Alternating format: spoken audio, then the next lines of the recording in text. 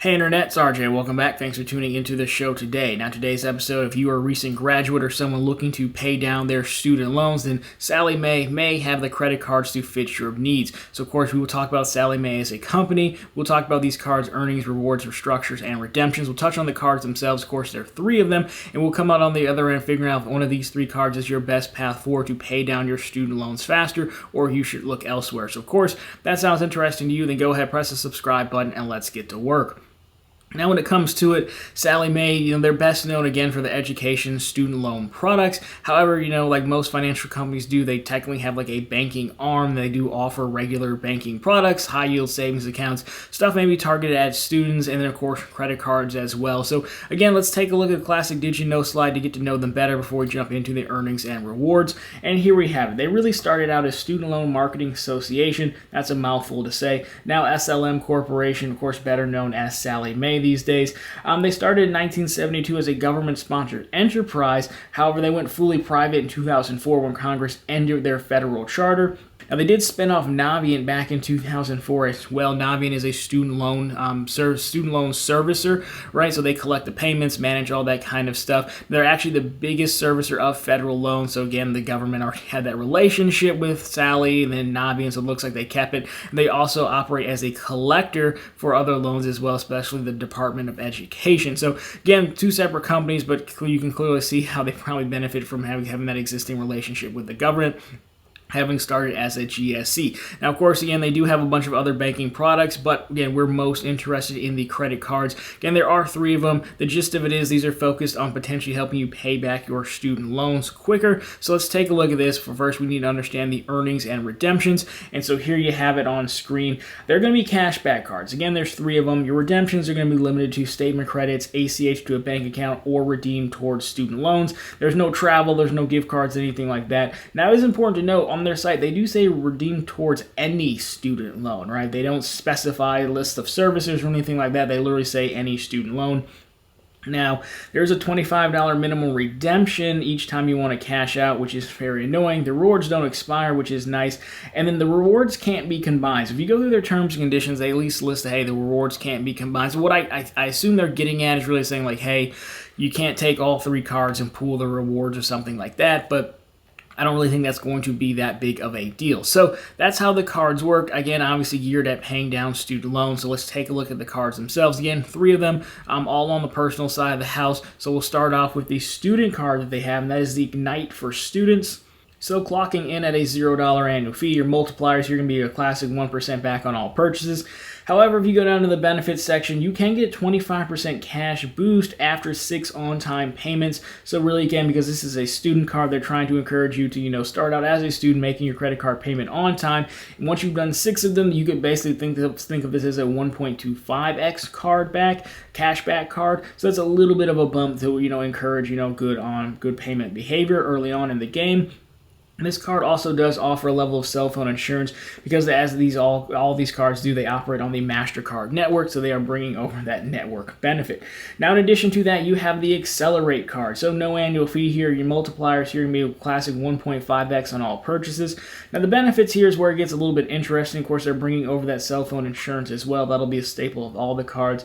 However, the benefit here is where we can see we get into the student loan piece. So you can get 2x cash back when redeeming towards any student loan. And again, they do specify any student loan.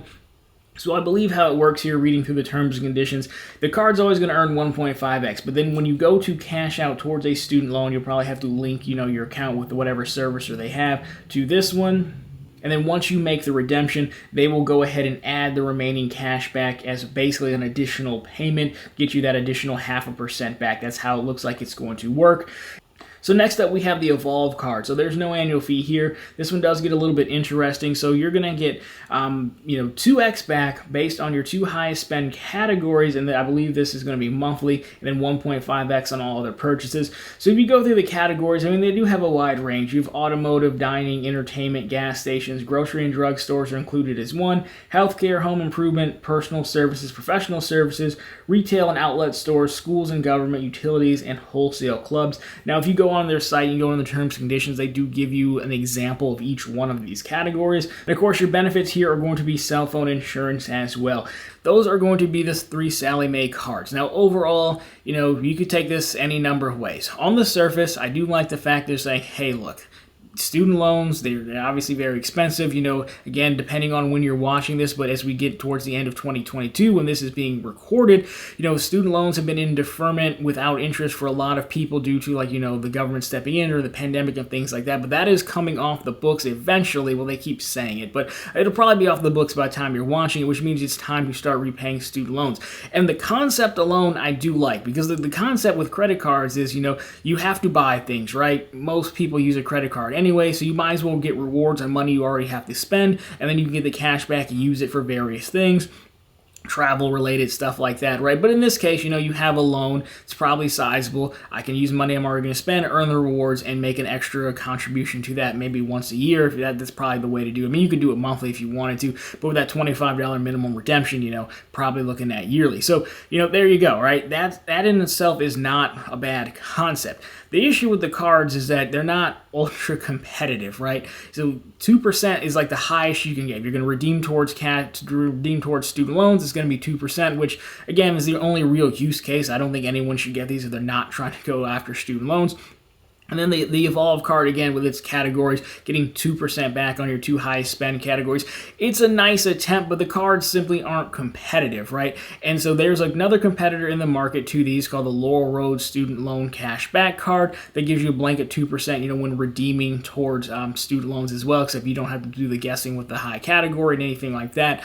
So that could be another option, but realistically, again, a lot of cashback cards, 2% is the base. Wells Fargo Active Cash, Citi Double Cash, SoFi has a card, PayPal has a card. You get the point, right? So really, there's no reason to not go after any one of those, versus these. Now, additionally, though, I would say you'd be much better off if you just went around and got a few different credit cards and aimed for like a 4 to 5x back multiplier on a lot of stuff, which is doable, right? It takes more cards, but you're talking about maybe Citi Custom Cash, the Discover It Cash card, US Bank Cash Plus, Amazon is a 5% card. You get the point, right? And there's nothing really stopping you from getting a collection of 5% cards, really getting into the credit card game, and then redeeming all of your cash back towards, your student loans at the end of the year. Again, it's a little more work, but yeah, you're going to make a bigger dent. So overall, though, to wrap this one up, if you're just considering this to pay down your salary, maybe your student loans, then I think this is, I would still probably go with a Citi Custom Cash or Wells Fargo Active Cash over this. It seems like there's a lot less hoops to jump through.